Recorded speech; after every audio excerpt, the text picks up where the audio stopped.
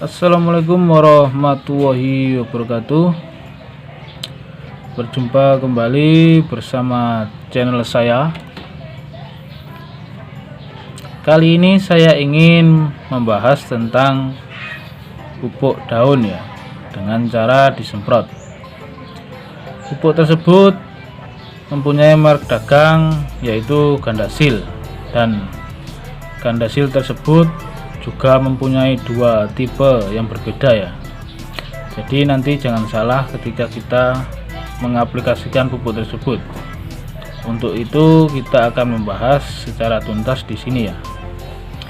Oke, untuk yang pertama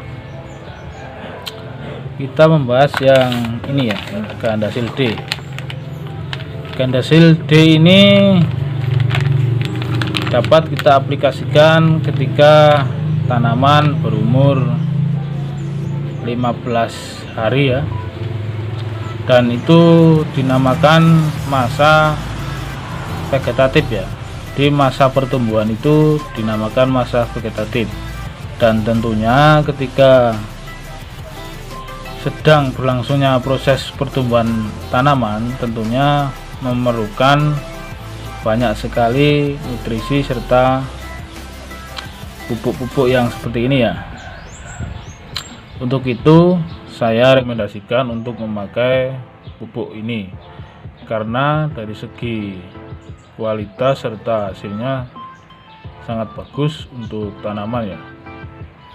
Dan apa sih kandungan dari pupuk ini sehingga bisa memacu pertumbuhan dengan baik? Oke, akan saya jelaskan ya. Jadi untuk pupuk Gandasil daun ini bisa dikatakan pupuk makro dan mikro. Apa sih makro dan mikro ini? Makro adalah pupuk kandungan yang biasanya kita dapatkan di pupuk bersubsidi yang biasa kita kenal urea atau fosfat, ponska atau semacam SP ya. Nah, dan di sini dapat kita ringkas dalam bentuk pupuk ini. Nah, terus untuk mikronya itu seperti kandungan boron, magnesium, mangan dan sebagainya, itu yang dinamakan mikro ya. Dan kandungan unsur-unsur tersebut sudah komplit di dalam kemasan ini ya, Gandasil ini. Oke, kita balik. Untuk kandungannya bisa kita lihat dengan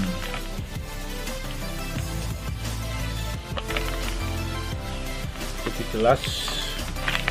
Oke, untuk di sini untuk pupuk Gandasil ini adalah yang asli ya, seperti ini, jangan salah karena ada yang palsu untuk pupuk ini. Biasanya kalau yang palsu ini hurufnya agak besar, tulisannya ini agak besar ya, tidak kecil ini, dan di bawahnya pun juga sama, tulisan jalan dan salah ini biasanya lebih besar, dan kemasannya sama 500 gram. Gandasil D adalah pupuk lengkap yang dapat digunakan untuk berbagai jenis tanaman ya. Di sini untuk anjuran pemakaian, untuk awal kali kita menggunakan pupuk tersebut bisa kita larutkan 10 hingga 30 gram ke dalam 10 liter air, dan interval penyemprotan bisa kita laksanakan 8 sampai 10 hari sekali ya, atau biar enak itu kurang lebih 2 minggu sekali lah, biar tidak terlalu cepat ya. Terus kemudian untuk komposisinya sendiri, pupuk ini memiliki kandungan nitrogen 20% ya, yang ada pada jenis D ini ya, gandasil D, terus kemudian fosfor. Oh ya, nitrogen ini biasanya kan, oh ya, untuk pupuk nitrogen ini biasanya kita temui pada pupuk urea ya, yang kalau di sini biasanya kita pakai dari Petro dengan kandungan 46%. Untuk pupuk ini sekitar 20% ya. Jadi istilahnya pupuk pembantu selain pupuk tabur ya. Kemudian fosfor di sini 15%. Fosfor sendiri biasa kita temui pada pupuk SP36. Sesuai dengan namanya 36, kandungan fosfor tersebut 36%, dan kandungan fosfor tersebut bisa kita dapatkan di pupuk gandasil ini sekitar 15% ya. Terus kemudian untuk kalium, nah, pupuk kalium ini banyak sekali produknya, terutama produk non subsidi ya, entah itu KCL atau MKP dan sebagainya, itu bisa kita dapatkan dengan kandungan yang berbagai macam. Tetapi di sini kita memperoleh 15% ya.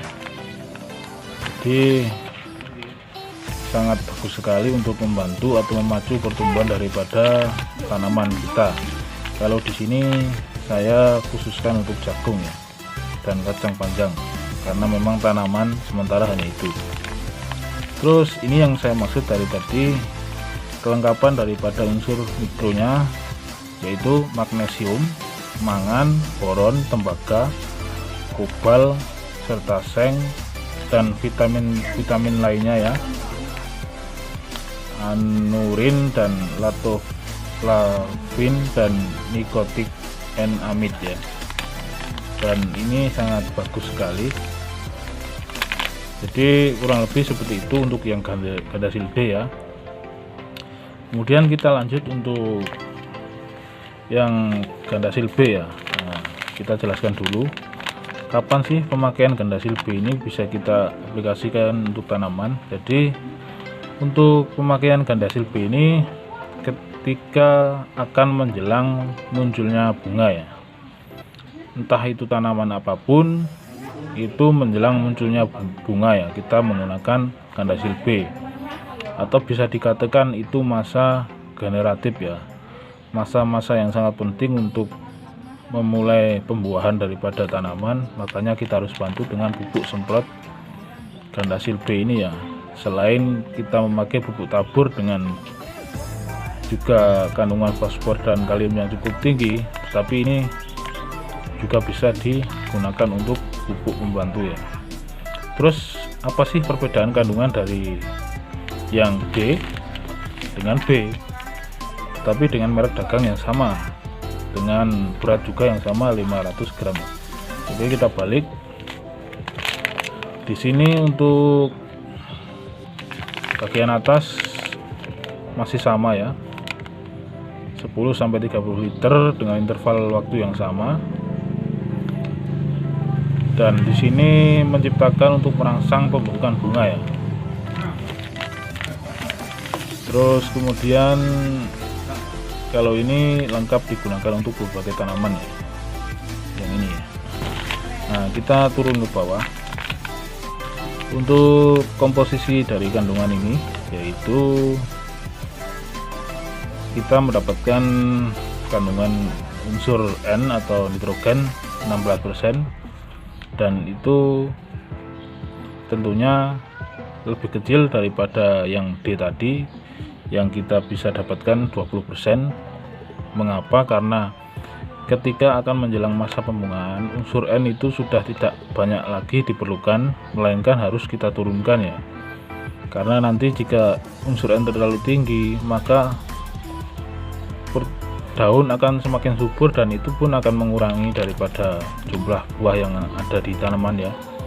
Untuk itu jumlah nitrogen kita diturunkan sekitar hampir separuh lebih lah, karena tadi kan 20, ini 6%. Terus kemudian untuk unsur fosfor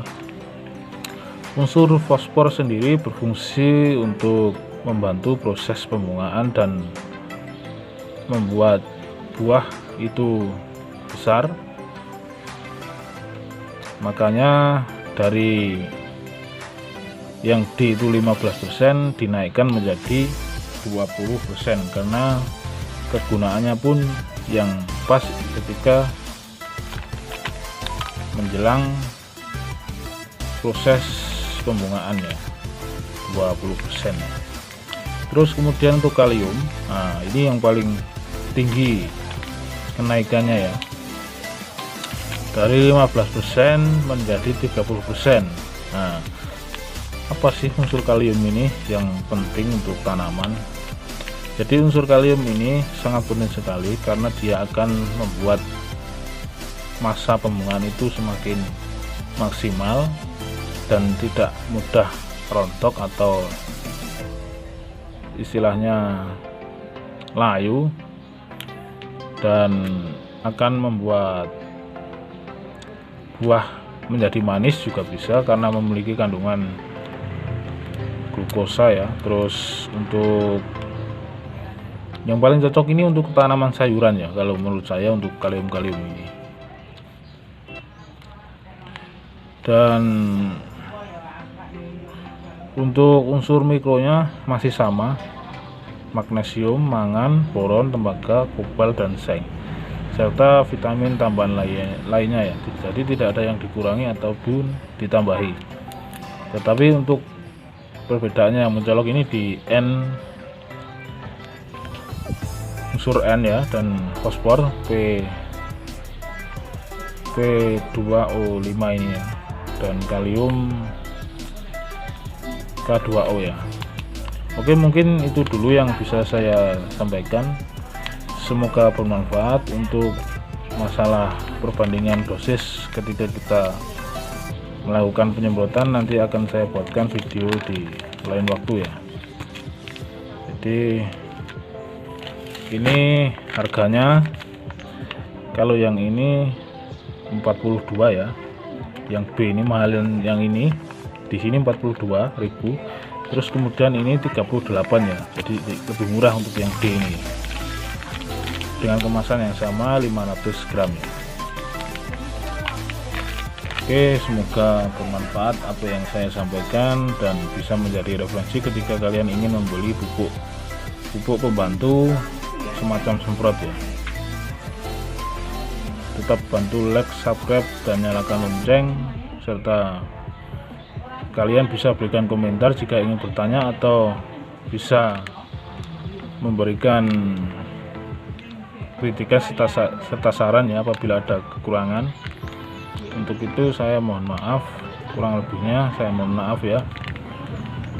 Assalamualaikum warahmatullahi wabarakatuh.